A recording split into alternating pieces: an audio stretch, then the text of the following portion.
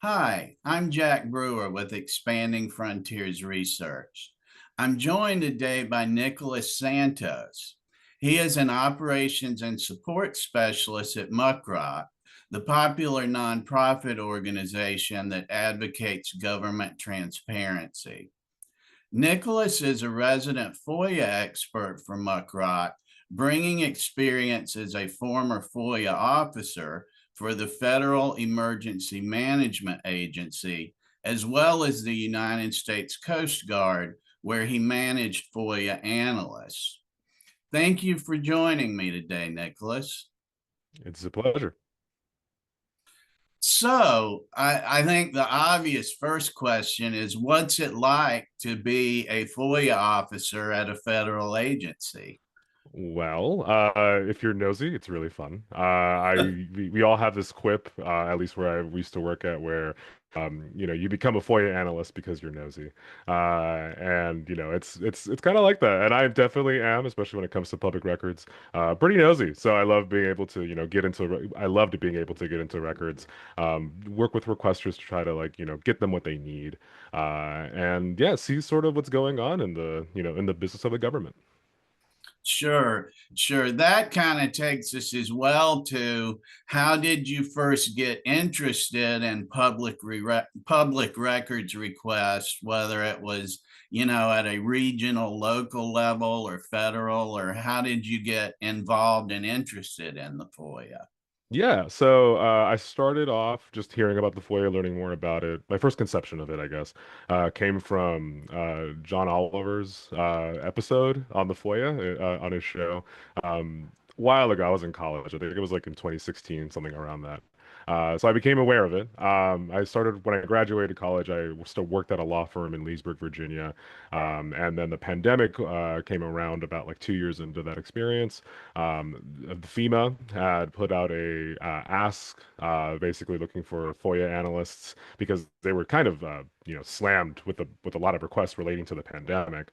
So I put my hat in the ring, at least as far as being as a contractor for that contract to help them out, and I did pretty well. Like apparently, I got selected. They posted me up with FEMA, and over time, I worked for them for I believe about 6 months, maybe a little bit more, and they offered me a full-time position as an officer. So that's kind of how that happened.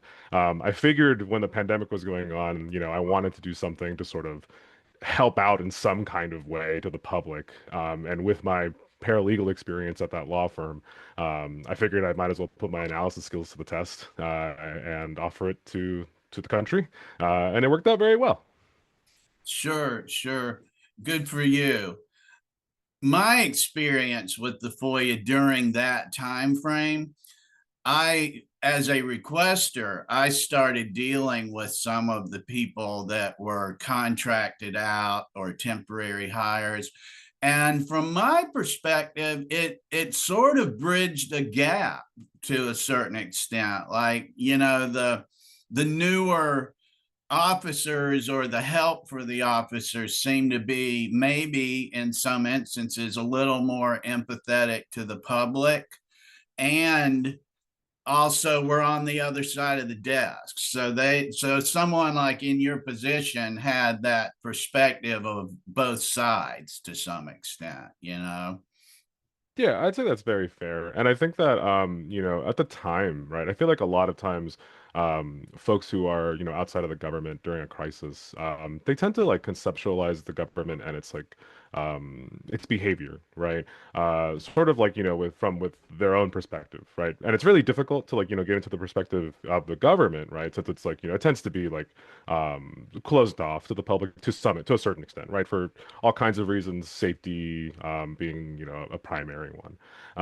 And what I kind of found in my experience there, coming into it, I realized that I came to the government, especially FEMA, with that sort of conception already, right? Sort of an outsider coming in.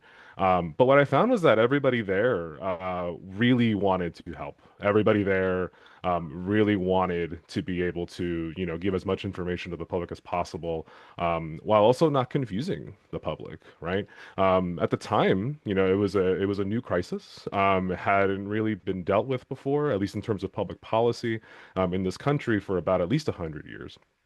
Uh, and a lot of that muscle memory when it comes to crisis response in regards to that particular like issue, had kind of been lost. So, we were sort of, uh, doing as best we could, to be able to answer to the questions that the public had, while at the same time also like, not releasing stuff that was too premature. Because at the same time, you have to remember that while the government does have a lot of capacity to produce knowledge and keep track of it, that doesn't by necessity mean that that knowledge is actionable, or at least is safely actionable without like further vetting.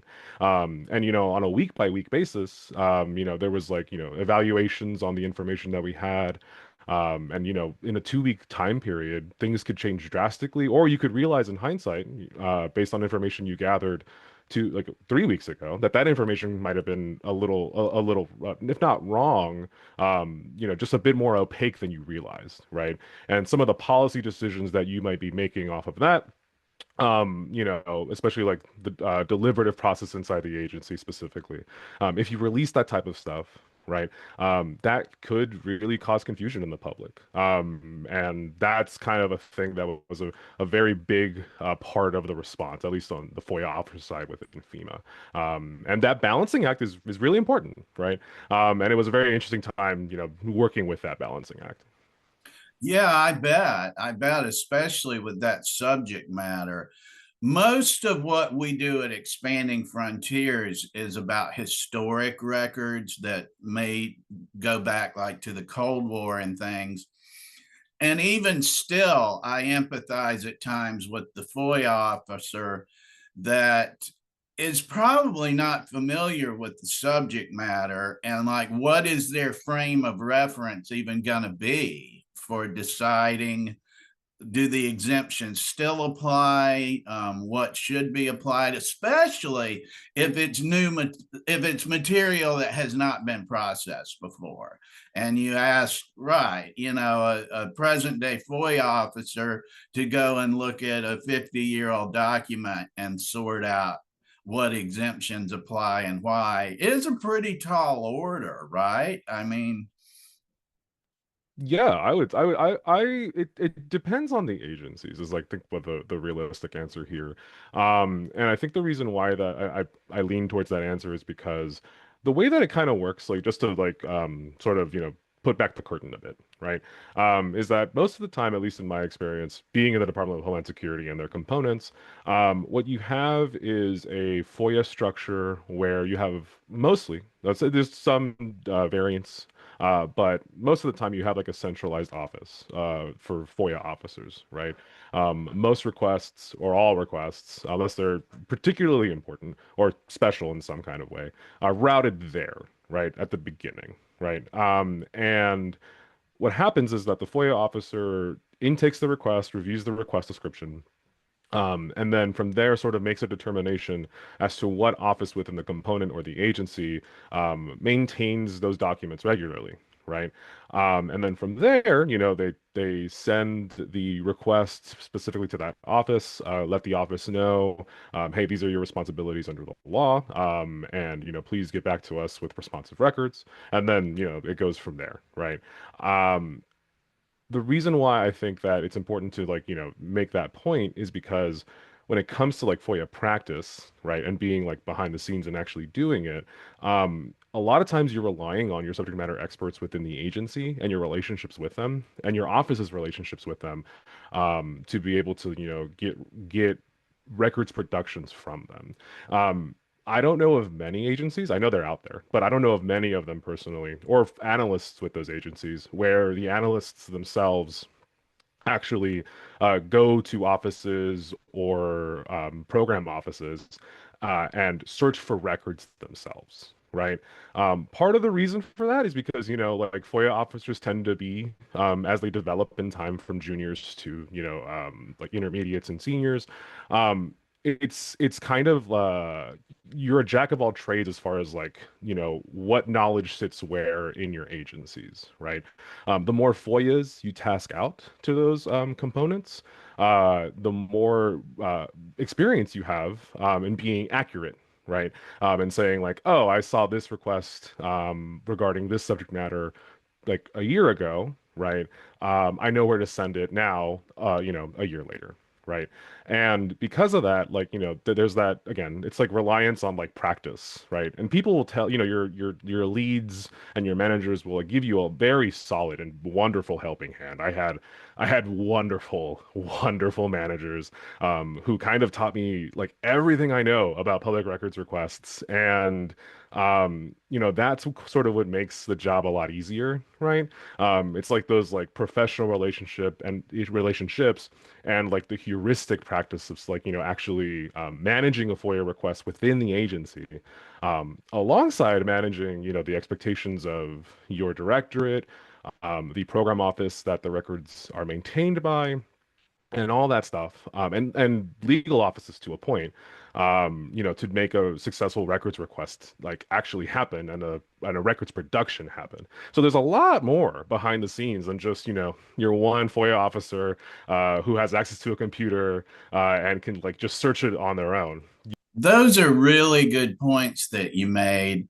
And I think the public often has a misperception that there's some monolithic agency that, like, everybody from the FOIA officer to the director is in on some conspiracy to withhold information. And while I don't buy that, I do feel like, and I'd like your thoughts on this, at some agencies, sometimes there is a culture of of denying requests or making it difficult.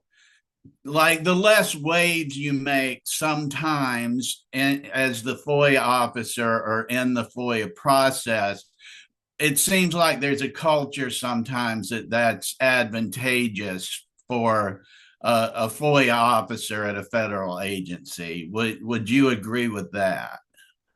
So I think it kind of goes back to the same thing with like the last question, right? There's a lot of misperception. And I think that, while on the out from the outside looking in, right, especially when you get a determination that isn't in the requester's favor, a requester, will be confused, right, why that's happening. And especially because, this is functionally the state saying and asserting its authority in, keeping its records to itself, right? And denying the request. Um, what kind of happens, right, is that, much like a lot of the federal government is, the positions and career paths within, FOIA offices are very stratified and kind of hierarchical, right?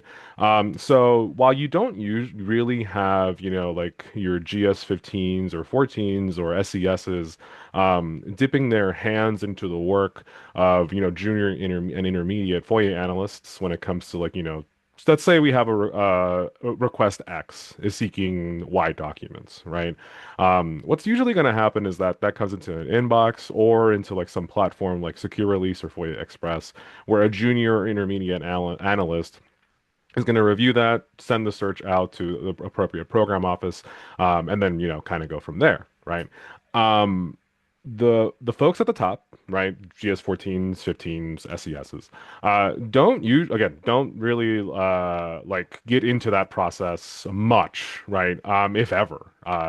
And what really happens is that there's a lot of responsibility going up the chain, right? And the responsibility starts from the very bottom.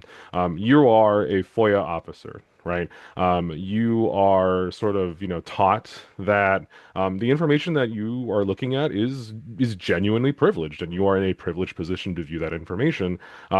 You must take care, right, to do that appropriately and pursuant to, like agency policy, and the various ways that your particular FOIA office handles information releases, right? Um, with that being said, what can sometimes happen is that for a FOIA requester, and especially like in places like FEMA or in the Coast Guard where I worked, a lot of times what's happening is that people are asking for records requests related to the worst days of their lives, right? Especially with FEMA. There's for a lot of different reasons, and like, when it comes to FEMA, people are usually seeking documents to be able to help them with a like flood insurance claim, right? Or trying to be able to like, get a grant to help them fix their own homes, right? And getting a denial based on, cer you know, getting a denial in that situation is really aggravating, right? And I genuinely sympathize with that, especially now working with MuckRock on the other side of things. But usually, what's going on in agencies is that they are most of the time not when it comes to like denying a release, right? It doesn't come from a place of, and I've never seen it, by the way. I've never seen it come from a place of somebody's manager or a manager's manager, GS up to the GS-15s or SESs say, "Hey, I know that this FOIA request came in.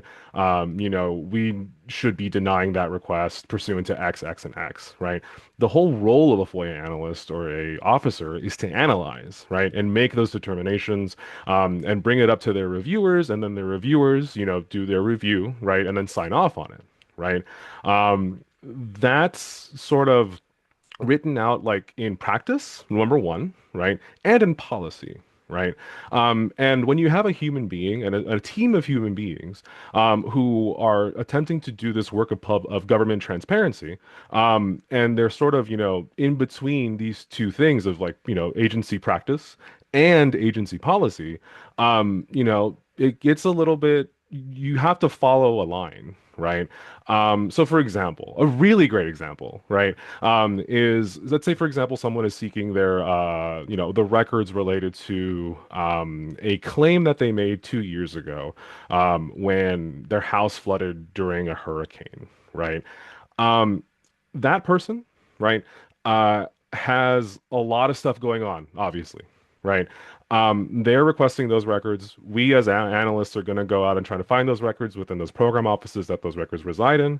However, there are going to be some technicalities that we have to deal with, not only to protect, information that is sensitive, right, and could cause confusion, but we also have to protect things like, requesters' privacy and the privacy of, the individuals who might also be mentioned in those records, right? Especially like for, say, for example, a condo, right? There might be, other people living in and around the space. Their names might be mentioned. Or, there could be like some interesting issue, right? This is kind of novel, but still interesting issue with fraud going on with that particular like claim, right? All of these things, and they all happen, right? In real life, and public records are a reflection of real life, to the point where like, you have to play this balancing act as an officer. Right. So what can happen is someone requests those records for their own claim.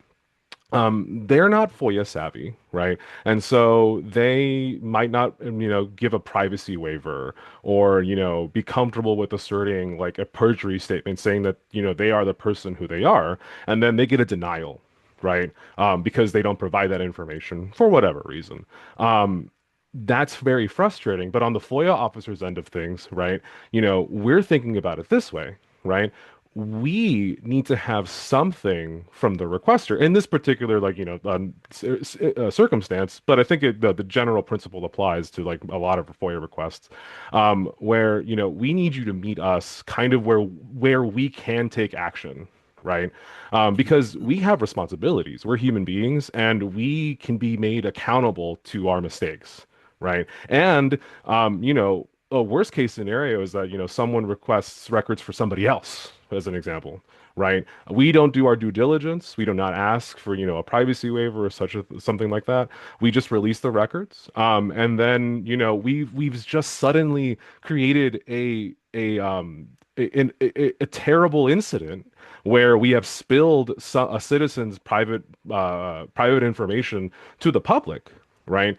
And they can see things like, like tax numbers. They can see things like social security numbers. They can see things like, pictures of inside their homes, right? And so like that's kind of the thing, like when it comes to all of this stuff, agencies don't make like determinations to deny information based on like just a matter of feeling or anything like that. A lot of times it's a matter of like, hey, this stuff is written down here, right? Or it's in the law here.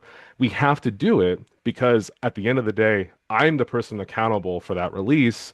And if I'm the person accountable for that release, I want to make sure that I'm protecting everybody who's like involved in terms of privacy and the sensitive information might be there, while also going as far as I can to give as many records as I can for the sake of the transparency and to give the requester records that they are statutorily entitled to. But again, it's a balancing act, right? And with all kinds of public records, not just FEMA documents, all types of them, there's a really large balancing act. That's why we have the nine exemptions, right? They help guide us in our balancing act. There's a lot of things to say for like, exemption five, for example, the deliberative process. A lot of people take a lot of issue with that particular exemption and how agencies use it, right? But at the same time, though, like when you critique those incidents where, it might be a bit questionable how an agency responded to a request using that exemption, I can probably point you to 10 or 12 other ones that you or I are not even seeing, right?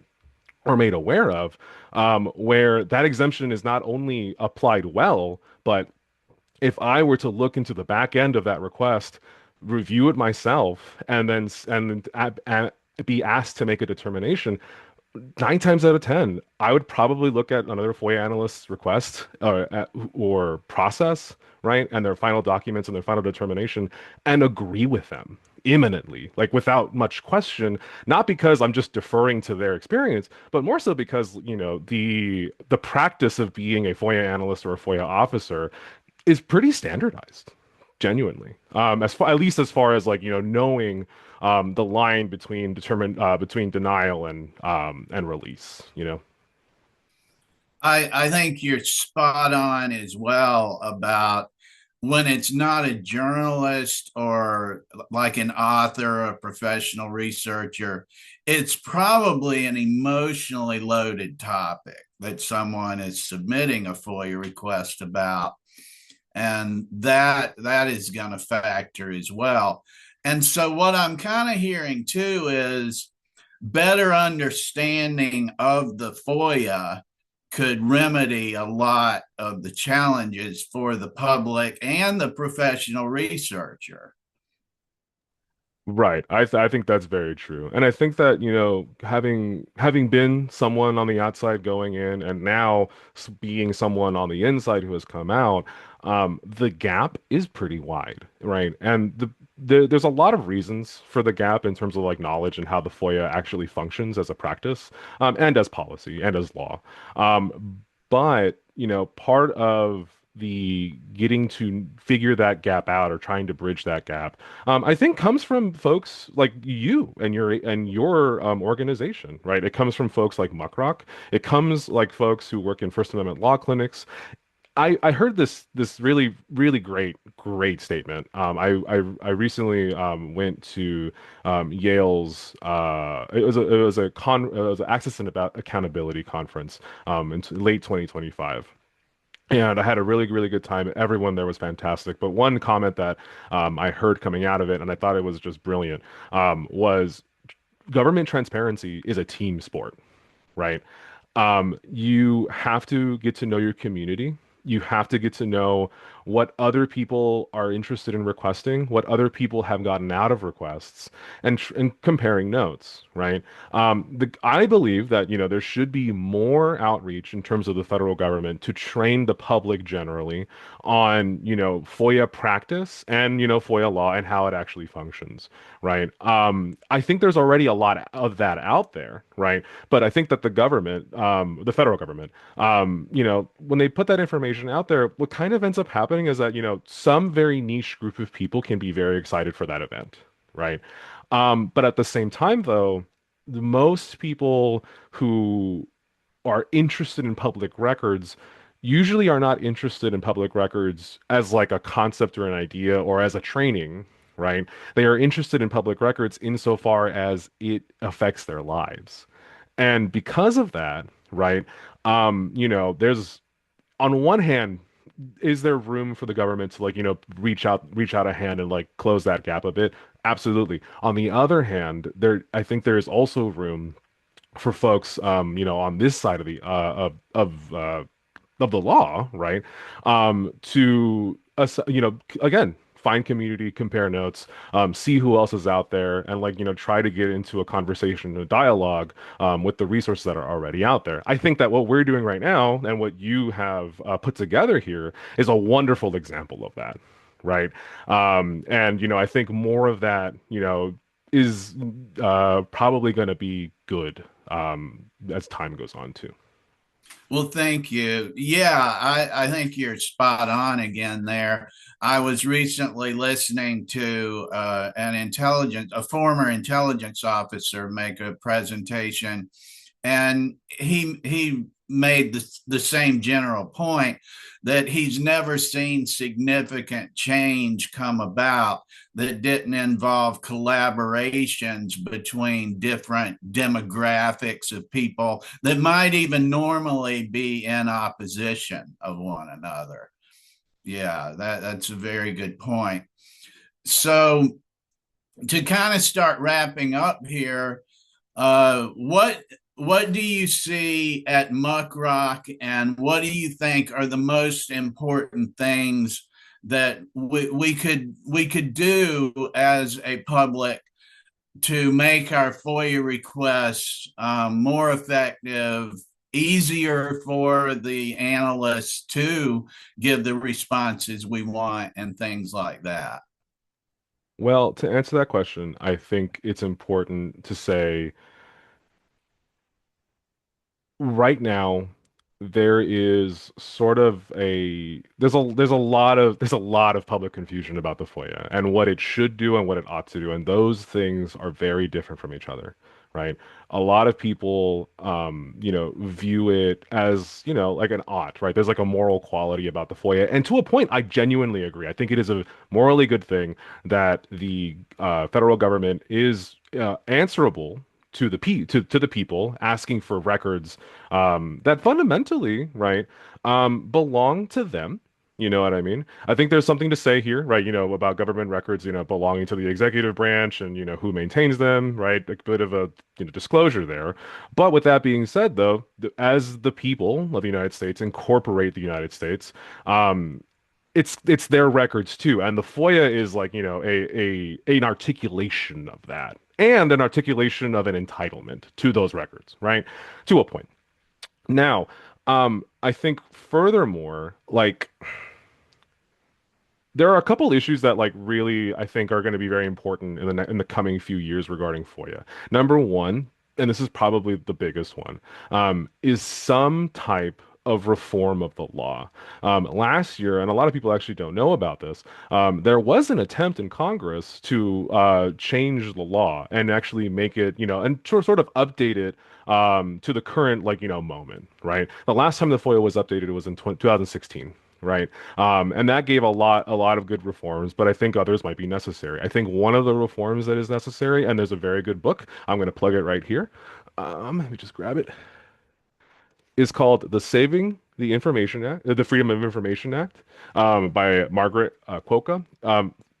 I love this book. It's a really good book. I haven't finished the whole thing, but from what I have read, is that, agency backlogs are enormous, right? Part of the reason why agency backlogs are enormous is because you have a lot of requesters with commercial interests looking for government data, putting Freedom of Information Act requests for that data that they are going to make money off of. Right. Obviously, those people, because they're commercial entities, they get charged money too for that production. But it's literally an enterprise industry, right?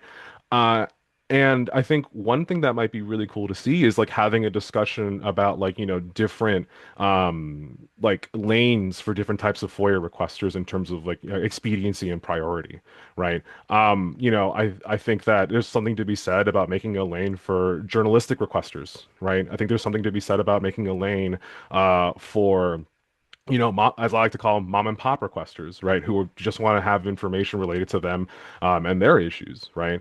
And then, having another lane for some of these commercial entities that are coming in and are being treated the same as everybody else, right? But they are making profit off of it. And right now, what's kind of happening is that you have a lot of them. You have genuinely a good bit of them. And I think that's one bit of change that might be interesting to look at in the near future. Another thing I genuinely think is fees and fee categories. Here on the MuckRock side, I have seen a lot of times in both state and the federal level where folks that I would consider, right, journalistic entities or the news gathering organizations who would otherwise be have no fees assessed for their records requests, um, get a determination on their fee waiver requests saying that, they're not a part of like a news organization, and they're going to be charged as an all other requester. This doesn't happen exceedingly often, but it happens enough where I kind of question like what's kind of going on here. Again, this is limited, right? But it happens enough, especially on the state level, that I think that there needs to be a real discussion about like how are we prioritizing transparency, right? Versus restriction, and using the fee categories as like a tool of restriction, right? And then I think the last thing that I think is going to be a really important thing is people getting together, having discussions like we're having right now, and learning through each other what is kind of going on this side of the looking glass, right? Comparing notes, and I have a feeling just from like the energy that I'm sort of feeling out in conferences and also just in my daily work, right? More and more people are reaching out towards collaboration, and I'm very excited to see what that can actually produce. Because what a lot of people don't take into account is collaboration breeds interest. Interest breeds, um, to me, and to a point, can produce political capital, and political capital, right, can change laws. And that's sort of the thing. People view the FOIA as like this monolithic thing, like you said, right? It's a law. It can change, and it can change for the better. And I think the more collaboration and the more we attempt to work together as a requester community, right? To, put pressure on some of our, representatives in Congress and in the Senate, and then also put pressure on the state and local level as well, to change some of the discourse surrounding, things that for a long time have just been givens, right? And refresh the discourse around the Freedom of Information Act. Because I think it does need reform. Right. Granted, how far those reforms need to be, I can't really dictate that. Obviously, I'm one person, but I think the collaboration, the talking between, inside and outside and folks on the outside looking in, that's where that begins. And that's the most important thing and the most important development that can happen in the near future. Here, here. As you consider any final thoughts you might like to make, I'll say, yeah, the FOIA needs reform, that's for sure, to at least move the ball and get in some different places with some of these challenges. Like I've often empathized with journalists that it's often not even a practical tool. If they're working on a current story, they're really better off with a local agency, a local police department, law enforcement, county commission, something that's going to give them a response before, 5 years, 3 years, 2 years. And I'm a big FOIA user. I advocate it heavily, obviously, but no, it's not something that you're going to get a quote by, deadline Wednesday, something like that.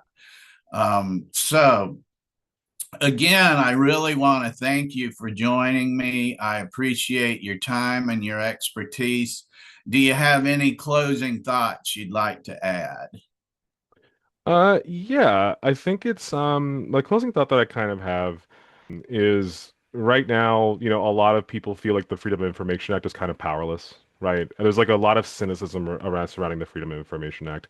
I'm sympathetic to the cynicism.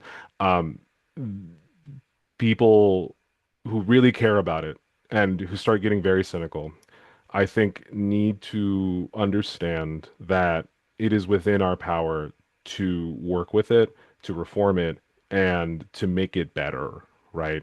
Um, some people go as far to say that, the Freedom of Information Act should be kind of gutted completely, start from scratch, burn the whole thing down. I cannot possibly be more diametrically opposed, and the reason why is because this is the thing we have. We fought, it was fought for a long time. There have been a lot of improvements to it. It is a practice, right? The guardrails, as practices change, as the state of the arts change, as conceptions change about what it means to have a transparent government changes, right? There needs to be updates to the things that enable that change to begin with. And starting from, like a reformist mindset, starting from a like, a change is possible and is good mindset, and a collaboration mindset is going to be the most important thing. People should not give up on it. I think the way that it should be talked about should be, instead of like, do you think that it takes too long for the government to get back to you when it comes to a records request? I think the answer should really be, do you think that it's good that the government should be transparent to its people? That is the fundamental question the FOIA attempts to answer, and its answer is yes. And I can't help but want to affirm that answer and work with it. Thank you. And thanks again for joining me, Nicholas. Absolutely. It was a great pleasure, Jack. Thank you so much for having me. Learn more about the work of Nicholas Santos and MuckRock at muckrock.com. Visit us at expandingfrontiersresearch.org and find related links in the video description. Thank you.